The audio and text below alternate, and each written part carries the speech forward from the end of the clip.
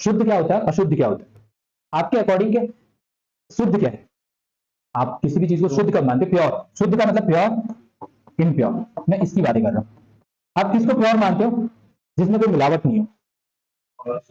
ये हम जनरली भाषा में मिलावट से रिलेट करें, लेकिन जैसे हम रसायन विज्ञान की बात करते हैं, केमिस्ट्री की बात करते हैं, तो यहाँ पे के मिलावट का मीनिंग ऐसा नहीं है कि जिसमें कोई मिलावट, जैसे दूध में पानी मिला दिया तो आप कहते हो मिलावट है। यहाँ पे उसके एस्पेक्ट में नहीं बात हो रही है, यहाँ पे पार्टिकल्स, कणों के एस्पेक्ट में हम बात करेंगे। जैसे मैंने कहा शुद्ध, तो यहाँ पे जब शुद्ध पदार्थ की बात करेंगे तो हम कहेंगे तत्व और योगी। यहाँ पर कौन होंगे? तत्व और योगी। तत्व क्या होते हैं? जैसे धातु, अधातु और उपधातु, मेटल, नॉन मेटल और मेटलॉइड, पढ़ा है मैंने। इनको क्या बोलते हैं? शुद्ध। क्योंकि आपको पता है जैसे एजी है, एजी जानते हो?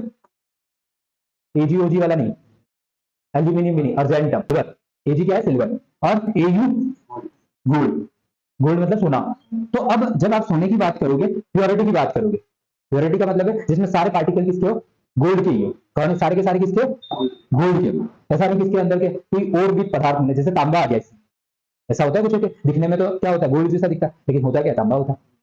तो क्या है? मिलावट हो गई। तो आप कहते हो ये क्या? सब मेटलॉइड है। मेटल तो है, लेकिन मतलब कि वो जो मेटल हमने इमेजिन किया वो नहीं है। तो आप कहते हो 18 कैरेट, 23 कैरेट, 24 कैरेट, ऐसे नाम सुने?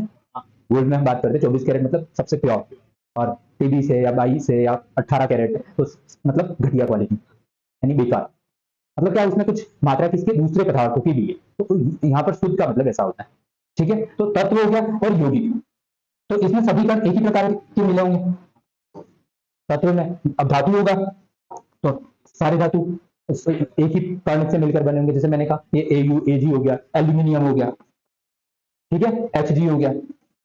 ठीक है, इसके बाद अधातु में आप एग्जांपल में देख सकते हो, कार्बन हो गया, हाइड्रोजन, ऑक्सीजन, नाइट्रोजन, ये सारे के सारे क्या हैं? अधातु। ठीक है, फिर उपधातु में अगर कुछ नाम लो तो टीन वगैरह हो गए, ऐसे हैं। ठीक है, तो ये सारे के सारे क्या हैं? शुद्ध। फिर यौगिक में क्या होते हैं? अलग अलग पार्टिकल से होते हैं, लेकिन एक निश्चित अनुपात में होते हैं। यहाँ पे अनुपात फिक्स डेफिनेशन पूछता है, इसलिए ये पढ़ा रहा हूं। जैसे यहाँ पे तो अब जरूरी नहीं कितने पार्टिकल्स मिले हुए, अब जैसे सोना है, आप तो ऐसा थोड़ी फिक्स करोगे इतने ही कण होंगे तब मैं शुद्ध कहूंगा। कितना भी हो सकता है ना, 1 किलो भी हो सकता है। अब पहले से आप ये थोड़ी 100 ग्राम हो तभी शुद्ध कहेंगे, 200 ग्राम होगा तभी शुद्ध कहेंगे, ऐसा थोड़ी होता है। जितने भी सोना मिला है सारा का सारा क्या है? शुद्ध है हमारे लिए। आया समझ में? तो यहाँ पर शुद्ध का मतलब ऐसा हो जाता है जैसे कार्बन और ऑक्सीजन है, आपने क्या नाम दे दिया? Carbon monoxide. ठीक है, अब इसका जो कार्बन का अनुपात है वो कितना है? 1। इधर मोनोऑक्साइड ऑक्सीजन का भी अनुपात कितना है? 1:1 फिक्स है, इससे ज्यादा नहीं मिलाओ। अगर ज्यादा मिला दिया, जैसे मैंने क्या कह दिया CO2, तो अब कार्बन मोनोऑक्साइड नहीं बचा, अब क्या बन गया? कार्बन डाइऑक्साइड बन गया। तो एक दूसरा क्या बन गया? यौगिक बन गया।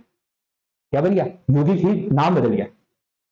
अशुद्ध नहीं है, ये है तो शुद्ध ही है, लेकिन एक निश्चित अनुपात में। अब क्या कहोगे? 1:2 में मिलेगा तो क्या है? कार्बन डाइऑक्साइड बनेगा। क्या बनेगा? डाइऑक्साइड। फिर मैंने और कुछ ऐसे नाम ले लिए, जैसे N2O, नाइट्रस ऑक्साइड। अब नाइट्रोजन के 2 है और ऑक्सीजन का 1 है, तो 2:1 में जुड़ा हुआ है, लेकिन अनुपात तो फिक्स है। तो अनुपात फिक्स हो जाता है, तो उनको बोलते हैं यौगिक। आया समझ में? फिर ये तो शुद्ध की बात हुई। अब अशुद्ध की अगर बात करें, यहाँ पे आते हैं मिश्रण। क्या आते हैं? मिश्रण का मतलब होता है कि जिसमें एक से अधिक पदार्थ मिले। यहाँ पे कणों की बात नहीं होगी, अब किसकी होगी? पदार्थ की बात होगी। तो जैसे मैंने आपको कहा था, एक तो होता है होमोजीनस और एक हेटेरोजीनस।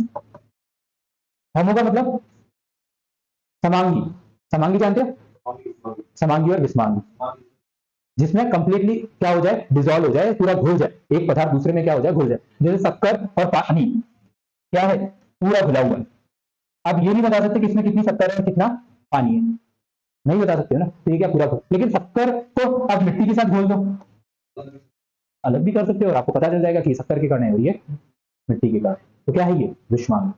आया समझ में? तो ये इस तरह के एग्जाम्पल क्या कहलाते हैं? समांगी और विषमांगी। ठीक है, इसके बाद एक और नाम मैंने बताया था, सॉल्यूशन। क्या बताया था? सॉल्यूशन। सॉल्यूशन का मतलब क्या होता है? विलयन। विलयन क्या होता है? विलयन क्या होता है? जिसमें एक तो विलय होता है और एक विलायक होता है। विलय और विलायक। विलय क्या होता है? जो कम मात्रा में लिया जाता है, और विलायक क्या होता है? जो अधिक मात्रा में लिया जाता है। जैसे क्या? शक्कर ली और पानी लिया, तो शक्कर अधिक मात्रा में लेते हो या पानी अधिक मात्रा में लेते हो? पानी। तो जो जिसमें घुल रहा है वो तो क्या है? जो जिसमें घुल रहा है मतलब कम मात्रा में, वो क्या है? विलय। सॉल्यूट क्या है? सत्तर है वो तो मुझे भी पता है उसको बोलते हैं विलय, सॉल्यूट। और जिसमें घोला जा रहा है वो क्या है? विलायक, यानी कि अधिक मात्रा। तो ज्यादातर हम सॉल्वेंट के फॉर्म में क्या लेते हैं? विलायक को लेते हैं, पानी को लेते हैं। किसको लेते हैं? पानी को। जब भी आप किसी को किसी में घोलते हो तो पानी को ज्यादातर लेते हैं, तो हम पानी को क्या मान लेते हैं? विलायक है। आगे समझना। तो ये तो अब इसी के आधार पर हम विलियन को बांट देते हैं। हम कहते हैं विलियन क्या है? 3 प्रकार के होते हैं। कैसे होते हैं? 3 प्रकार के। तो आपने सुना होगा कोलॉइडल, वास्तविक विलियन और सस्पेंशन, निलंबन। तो एक तो क्या बोलते हैं? कोलॉइडल। ये नाम बहुत इंपॉर्टेंट है, कोलॉइडल। कोलॉइडल विलियन किसमें होता है? मैंने आपको टॉपिक पढ़ाया था ब्लड, ब्लड नाम का पढ़ाया था। ब्लड क्या होता है? ब्लड ब्लड होता है, रक्त। तो ये एक तरह का कौन सा विलियन है? कोलॉइडल विलियन है। लेकिन क्यों कोलॉइडल है? कि इसके जो पार्टिकल है वो कितने हैं? 10 से 100 की रेंज में है, माइक्रो मीटर। यानी कि आप इन पार्टिकल को सेपरेट कर सकते हो। लेकिन ऐसे नहीं कि ऐसे ये ब्लड देखा और ये आरबीसी है, ये डब्ल्यूबीसी है और ये प्लेटलेट्स, ऐसे देख के नहीं बताते। लेकिन आपके पास के ऐसे एपरेटस हैं जहां पे इसको क्या कर सकते हो? सेपरेट करके बता सकते हो। आपने देखा भी है कि 5.5 मिलियन आरबीसी है, बताया था ना। डब्ल्यूबीसी 5 से 10,000 के बीच में है। प्लेटलेट्स 1 से 1.5 लाख के बीच में है। तो आपने क्या कहा कि इनके जो पार्टिकल्स हैं देखे जा सकते हैं, उनको सेपरेट। तो ये कोलॉइडल सॉल्यूशन है। क्या है? Colloidal solution. एक होता है वास्तविक विलियन। क्या है? तो इनके जो पार्टिकल्स होते हैं कंप्लीटली डिसॉल्व होते हैं, बहुत कम साइज होती है। तो आप कह सकते हो 1 से 10 कितनी साइज होती है? 1 से 10 माइक्रोमीटर, माइक्रोन कितनी होती है? 1 से 10। लेकिन तीसरा जो होता है जिसको आप बोलते हैं निलंबन या सस्पेंशन, इनकी साइज बहुत बड़ी होती है। जैसे कि आपने के पानी लिया, पानी में मिट्टी के कण डाल दी, आपको ऐसा लगेगा घुल तो गया है, लेकिन थोड़ी देर के बाद सब कुछ नीचे जाके बैठ जाएगा। बैठ जाएगा ना। मिट्टी को क्या करो कि एक बार मिट्टी में पानी में घोल दो, थोड़ी देर बाद क्या होगा? सब कुछ नीचे जाके बैठ जाएगा। तो नीचे जाके जो बैठ गया उसको क्या कहा कि ये क्या है? अघुलित है। पहले आपको क्या लगता है? घुलित है। पार्टिकल्स बड़े हैं, आप देख सकते हो उनको खुली आंखों से। बंद आंखों से तो नहीं देख सकते, खुली आंखों से देख सकते। ठीक है, तो वो क्या है? निलंबन है। क्या है? 3 प्रकार के क्या हो गए हमारे पास? सॉल्यूशन, विलियन। इनका एग्जाम में पूछता है साइज के आधार पर, कणों की साइज के आधार पर विलियन, ये कौन सा विलियन है, ये कौन सा विलियन है, ये कौन सा विलियन। अगर आप ऐसे इसको पता आइडिया लगा लोगे, जैसे वास्तविक है वो घुला हुआ, तो आप सीधा कहोगे ये क्या है। जैसे सिंपल सा एग्जांपल उसने क्या दे दिया? पानी में शक्कर या पानी में नमक, तो आप क्या कहोगे? कौन सा विलियन है? वास्तविक है, सीधी सी बात है, कंप्लीटली डिसॉल्व हो गया। और आप आंखों से देख के बता भी नहीं सकते कि इसमें शक्कर घुली है कि कुछ और घुला हुआ, नींबू पानी। तो आप बता पाओगे क्या? नहीं बता पाओगे। आप कह दोगे ये वास्तविक विलियन का होता है। हाँ, बोला ना ठीक है, आया समझ में? तो ये क्या वास्तविक। लेकिन आपको जैसे ब्लड का एग्जांपल दे दिया तो आप कहोगे ये क्या? कोलॉइडल है। उनके कारण थोड़े से बड़े हैं, इससे वास्तविक विलियन से थोड़ी सी साइज बड़ी, क्योंकि उनको डायरेक्टली तो नहीं देख सकते, लेकिन किसी एपरेटस के थ्रू, किसी यंत्र के थ्रू आप उनको देख सकते हो। लेकिन इसके बाद जो नंबर आया उनको तो आप खुली आंखों से देख पा रहे हो। हाँ, फॉग को भी आप डायरेक्टली देख सकते हो। तो इनको हम बोलते हैं मिक्सचर। ठीक है, इसमें है मिक्सचर। जैसे अब मैंने मिक्सचर में कहा कि जैसे वायु है, वायु क्या है? शुद्ध है, अशुद्ध है? अशुद्ध है। क्या है? दूध क्या है? शुद्ध है, अशुद्ध है? अशुद्ध है। शुद्ध है। क्यों शुद्ध नहीं है? चलो तो, अगर दूध शुद्ध नहीं है तो क्यों नहीं है? पानी मिला इसलिए। तो अगर शुद्ध नहीं है तो क्या कारण है उसके पीछे? दूध पिया। हाँ, लैक्टिक एसिड की वजह से शुद्ध नहीं है, जीवाणु की वजह से नहीं है। अरे कुछ तो दिमाग लगाओ, थोड़ा बहुत एक्टिवेट करो। क्या? बिल्कुल। देखो, जब आप दूध को देखोगे, उसका संगठन देखोगे, तो आपको समझ में आएगा ये दूध अकेला नहीं है, इसमें सिर्फ पानी नहीं है। इसमें क्या है कि एक तरह का कार्बोहाइड्रेट, प्रोटीन और विटामिन और मिनरल, फैट, वाटर, ये सबका एक तरह का क्या है? मिश्रण। लैक्टिक एसिड वगैरह सब कुछ है, जीवाणु वगैरह सब कुछ है। तो इसलिए आपने कहा ये मिक्सचर है। मिलावट वो पानी वाला अलग सीन है, पतला करना गाढ़ा करना अलग सीन है। ये पतला गाढ़ा का सीन ही नहीं है, वो बात की बात है। पहले तो ये बात समझ में आ जाए कि उसमें carbohydrate, protein, vitamin, mineral, fat, ये सब भी क्या है? मिले हुए, उचित मात्रा में कहो, जिस भी मात्रा में हो, लेकिन मिले हुए हैं। ठीक है, तो इसलिए इसको हमने क्या कहा? ये क्या है? शुद्ध नहीं है। आया समझ में? फिर मैंने कहा वायु, वायु को मैंने शुद्ध क्यों नहीं कहा? इसमें अलग अलग गैसेज हैं, आपका प्राण भी है और गैस। सबसे पहले तो हम वायु किसको बोलते हैं जिसमें अब बहुत सारी गैसें। अब जैसे मैंने कहा, अगर वायु का मैं देखूं, कंपोजिशन देखूं, संगठन देखूं, तो मेरे को समझ में आएगा इसमें क्या है, 78% तो नाइट्रोजन है, 21% ऑक्सीजन है और 0.03% कार्बन डाइऑक्साइड है, CO2, और बाकी 0.07% क्या है, अदर गैसेस। ये सब मिलाकर 100% क्या बनाते हैं, वायुमंडल बनाते हैं। तो इसलिए क्या है, अशुद्ध। आ गया समझ में? इसलिए मैंने ऐसा पहले से आपको बताया कि ये शुद्ध नहीं है। तो इसी आधार पर हमने क्या कर दिया, इनका एक तरह का वर्गीकरण कर दिया पदार्थों का। ये पेंडिंग था ना, ये पेंडिंग था ना, तो इससे क्वेश्चन आते हैं, इससे डायरेक्टली क्वेश्चन आता है कि ये तो आपको याद रखना। कहां से क्वेश्चन आता है, विलियन से एग्जैक्ट क्वेश्चन आता है, फिर शुद्ध अशुद्ध से आता है, शुद्ध पदार्थ के एग्जाम्पल दे देता है, फिर आपको आइडेंटिफाई करना होता है कि शुद्ध है अशुद्ध है। फिर तीसरा कहां से आ जाता है कि अगर कोई धातु आ जाए, अधातु आ जाए या फिर उपधातु। इसी में एक और चीज ऐड हो जाती है, कंडक्टर क्या होते हैं, कंडक्टर मतलब टिकट चेकर, सप्लायर, और एक होता है नॉन कंडक्टर और एक होता है सेमी कंडक्टर। बिल्कुल, यहाँ पे कंडक्टर का मतलब होता है चालक, चालक का मतलब होता है जो इलेक्ट्रिसिटी को फ्लो करे। तो एक तो हम खुद भी क्या है, एक तरह के चालक है। मैं अगर के चेक करना हो तो इन दो स्विच में उंगली डाल के चेक कर लो, तो आपको पता चलेगा आपके अंदर से इलेक्ट्रिसिटी क्या करती है, फ्लो करती है। तो वो क्या है, चालक है। दूसरा पानी वगैरह में भी इलेक्ट्रिसिटी क्या करती है, फ्लो करती है, लेकिन शुद्ध पानी में इलेक्ट्रिसिटी फ्लो नहीं करती। डिस्टिल वाटर, डिस्टिल वाटर में क्या नहीं करती है, इलेक्ट्रिसिटी फ्लो नहीं करती। डिस्टिल वाटर जानते हो क्या होता है, बैटरी वगैरह में जो पानी डालते हैं, इन्वर्टर वगैरह में डालते हैं। अब उस पानी में होता क्या है, सारे मिनरल्स हटा दिए गए होते हैं, मिनरल्स वगैरह सब कुछ क्या कर दिए कि एक तरह से हटा दिए गए होते हैं। फिर वो सारी चीज है ही नहीं, तो आयनाइजेशन पॉसिबल ही नहीं है।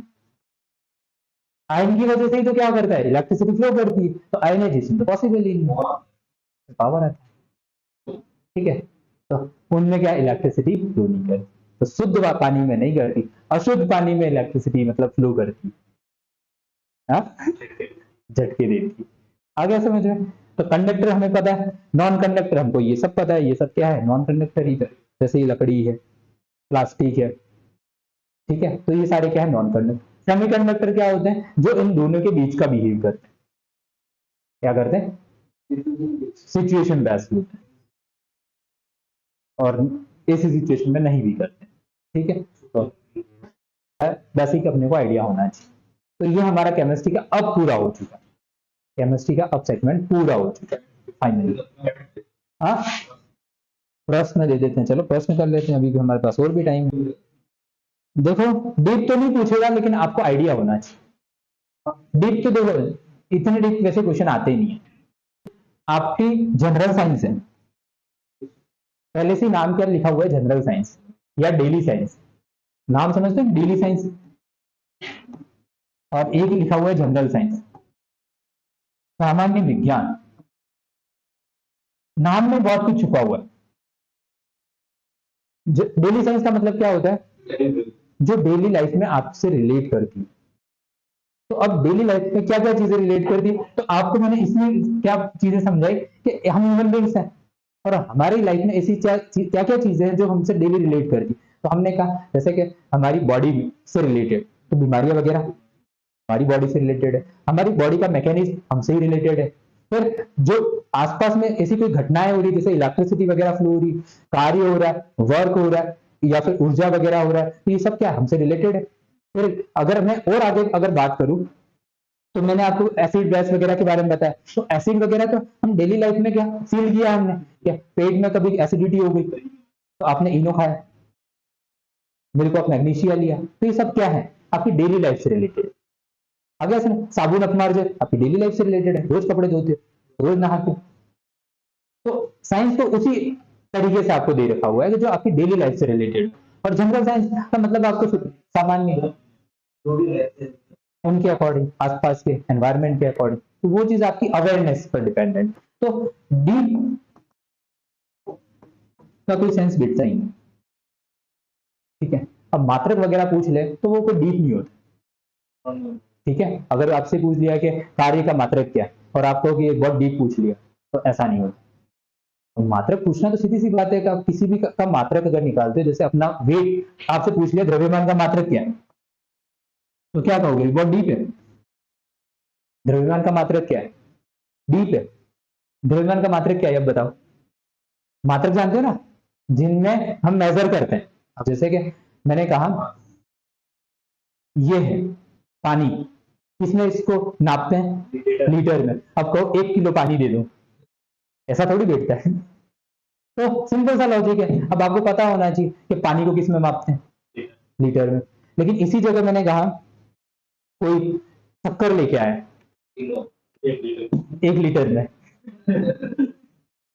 तो वो कहें 1 लीटर शक्कर लेके आ गए, तो आप कहोगे ये अपोजिट कौन सी डायरेक्शन चला रहा है भाई? तो कॉमन सेंस है, आया समझ में? तो सॉलिड चीज को किस में मापा जाता है, आपको आइडिया होना चाहिए। अब टाइम को आप लीटर में मापने लग जाओ, तो 1 सेकेंड 1 लीटर हो गया।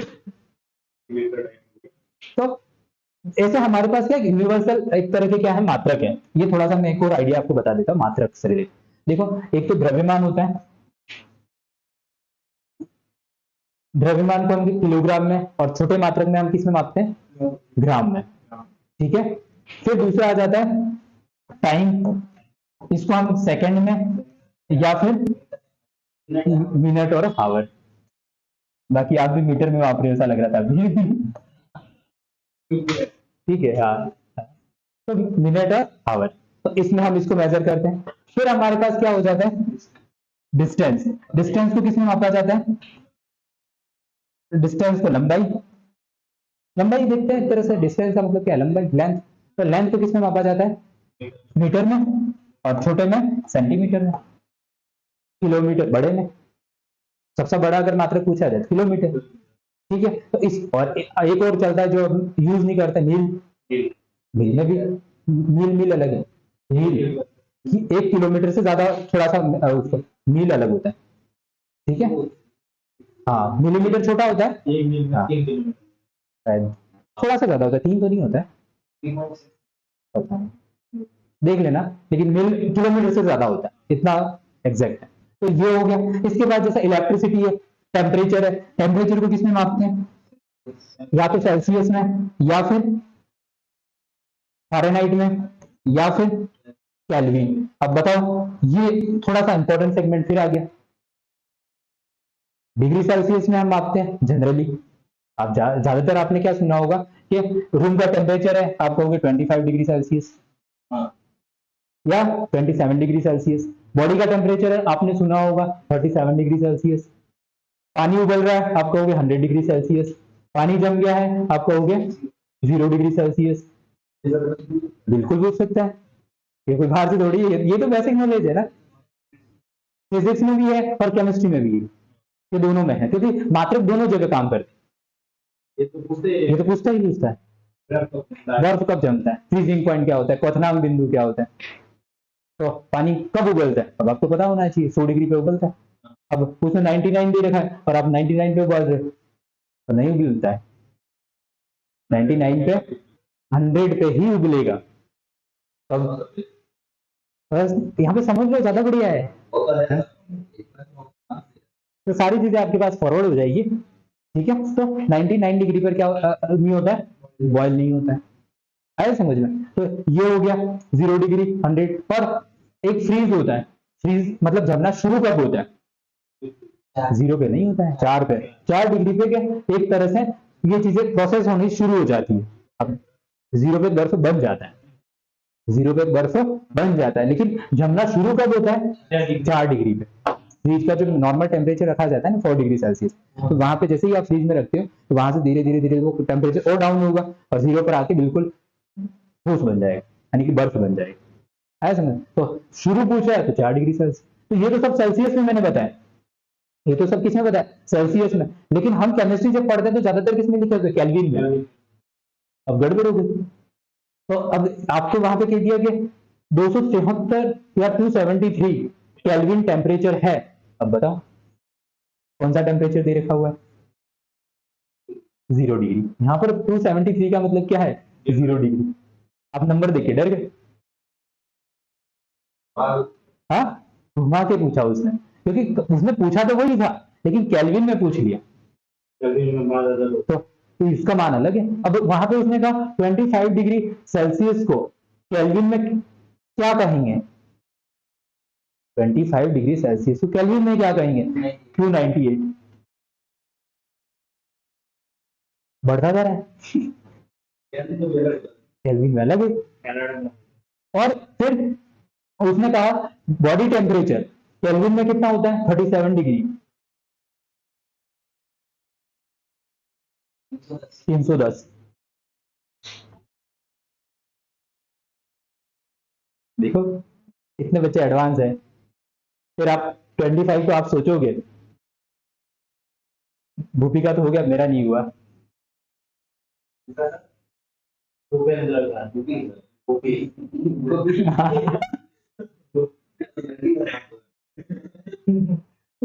तो 310। फिर आपसे कहा 100 डिग्री सेल्सियस को केल्विन में कितना कहते हैं? 373। तो सिर्फ टेम्परेचर के इसने नाम बदल दिया और आपको कंफ्यूज हो गए। बिल्कुल।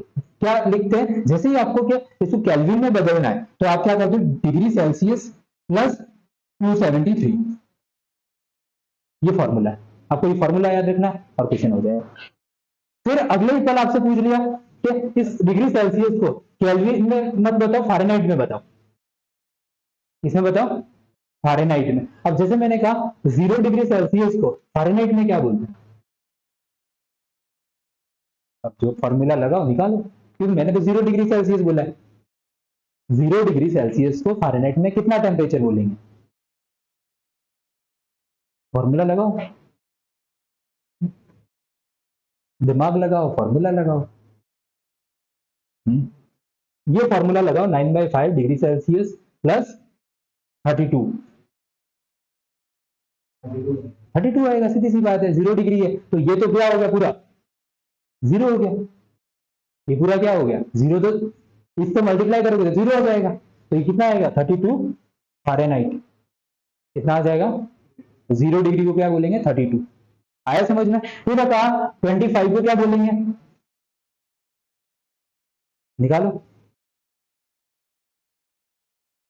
बात निकली है तो दूर तक जाएगी, देखो कितनी दूर तक पहुंच गई। आपने बात क्या निकाली थी? मात्रक। हा? नहीं, कितना आएगा? 67। फिर मैंने कहा 37 को क्या बोलेंगे? ये फिक्स टेम्परेचर है, ये तो आपको याद होने चाहिए। आप रट के याद रख लो, समझ के याद रख लो, फॉर्मूले से याद रख लो, निकाल के याद रख लो, कैसे भी रख लो, पर रख लो। टेम्परेचर से रिलेटेड एक क्वेश्चन टपक जाता है और जब टपकेगा तो तब आपको आंसर देना पड़ेगा। ये फिक्स क्वेश्चन है। ये क्या बेसिक, जिसको आपने कहा ना साइंस, ये बेसिक है, कोई इसमें वो नहीं है। हाँ, 95 थोड़ी होगा, 97 होगा ना, 45 या फिर उसमें 65 से अगर 65 प्लस 32 करोगे तो 97 के समथिंग जाना चाहिए ना। देखो मैं आपको बताता हूँ, एक तो था 9/5 डिग्री सेल्सियस प्लस 32। मैंने कहा 0 डिग्री को फ़ारेनहाइट में क्या बोलते हैं? तो मैंने कहा यहाँ पर क्या रख लो, 9/5 इंटू 0, तो ये टोटल क्या हो गया? 0 और 32। तो ये तो क्या हो गया? फ़ारेनहाइट। क्या हो गया? 32 फ़ारेनहाइट। फिर मैंने कहा 25 डिग्री को क्या बोलते हैं? तो 25 डिग्री को 9/5 इंटू 25, तो क्या हो गया? ये 5 कैंसल, कैंसल हो गया ना, तो कितना हो गया? कैंसल नहीं, ये कैंसल, 45 45 प्लस 32 कितना हो गया? नहीं 77 ही आएगा, 77 77 कितना आएगा? 77। तो क्या आ गया? Fahrenheit room temperature. इसके बाद है हमारे पास 37। 37 है। अब हम 37 को क्या करें? 9/5 इंटू 37 प्लस 32 कितना आएगा? 7.4। हाँ 7.4।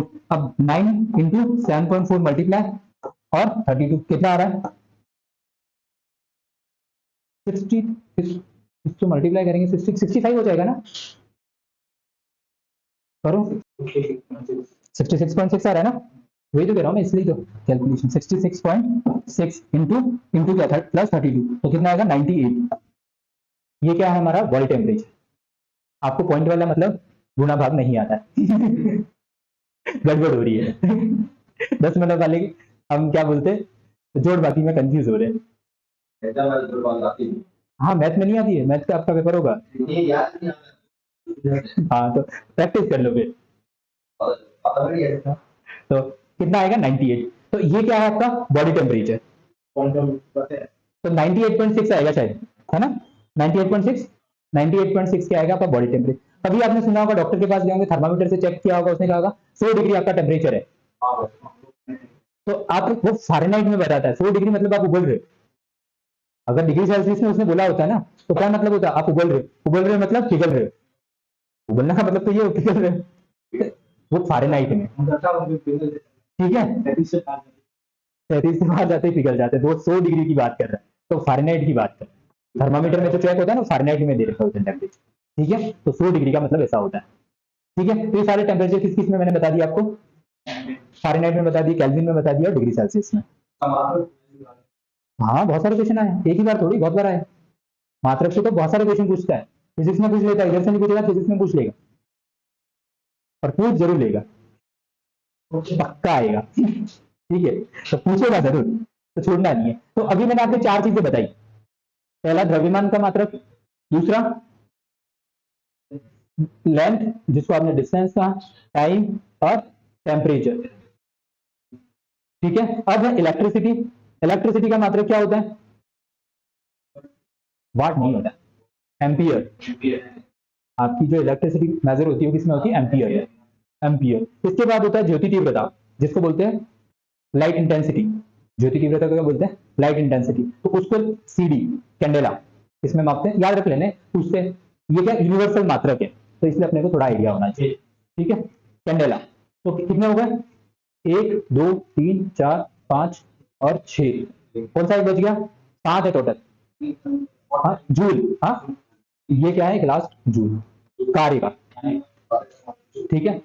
तो ये इस तरह से हमारे पास 7 मात्रक होते हैं, बिल्कुल भेज देंगे, कहीं नहीं जाएगा ना बस। तो ये 7 मात्रक हो गए, अब इन्हीं से क्या करते हैं बाकी सारे मात्रक, अब सुनो सुनो, अरे सुन लो, अरे भाइयों, तो देखो अब इन्हीं मात्रकों से हम क्या करते हैं, मात्रकों को डिराइव करते हैं, क्या करते हैं डिराइव, डिराइव का मतलब क्या होता है व्युत्पन्न, जो ऑलरेडी हमारे पास 7 ही यूनिट है, मेन तो 7 है लेकिन 7 से हम बाकी मात्रकों को बनाते हैं तो उनको बोलते हैं व्युत्पन्न मात्रक। तो व्युत्पन्न मात्रक में अलग अलग नाम आ जाते हैं, जैसे मीटर वगैरह में आप कहते हो जैसे दूरी बटा 4 वगैरह, इस तरह से त्वरण का मात्रक अलग से निकाल दो, आया समझ में। तो जो उनसे एक तरह से मात्रक बनाए जाते हैं वो सारे क्या होते हैं डिराइव मात्रक होते हैं, ठीक है। बाकी यूनिवर्सल कितने 7, यूनिवर्सल मात्रक कितने 7, क्लियर है यहाँ तक।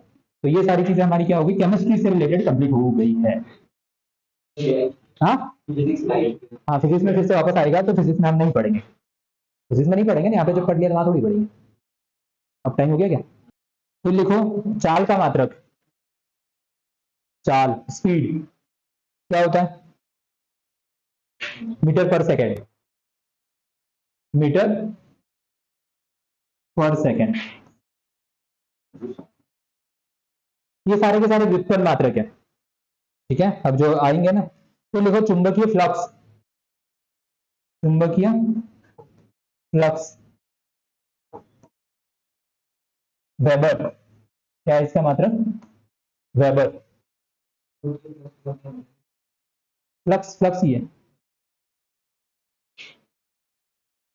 तो लिखो विभवांतर, विभवांतर potential difference volt, volt charge, आवेश, आवेश का मात्रक क्या होता है, आवेश का मात्रक क्या होता है कूलॉम, क्या होता है कूलॉम, कूलॉम या गुलाम, आ देगी ये गुलाम कहो गुलाम का, तो लिखो आवृत्ति, आवृत्ति मतलब फ्रीक्वेंसी, हर्ट्ज,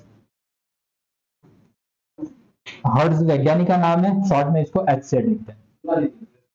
हर्ट्ज फ्रीक्वेंसी,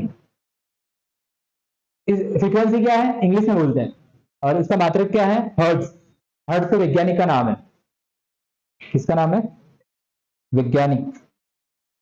तो लिखो लेंस की क्षमता का मात्रक, एग्जाम में पूछा हुआ है, क्या होगा लेंस की क्षमता। जो लेंस होता है ना, उत्तल लेंस अवतल लेंस, तो उसका एक तरह से कैपेसिटी तो वो बताता है। तो डायोप्टर, क्या मात्रक है उसका डायोप्टर, एग्जाम में काफी बार पूछा हुआ है ये। लेंथ का अभी आया था, लेंथ लंबाई, मीटर, ठीक है। ध्वनि का क्या होता है,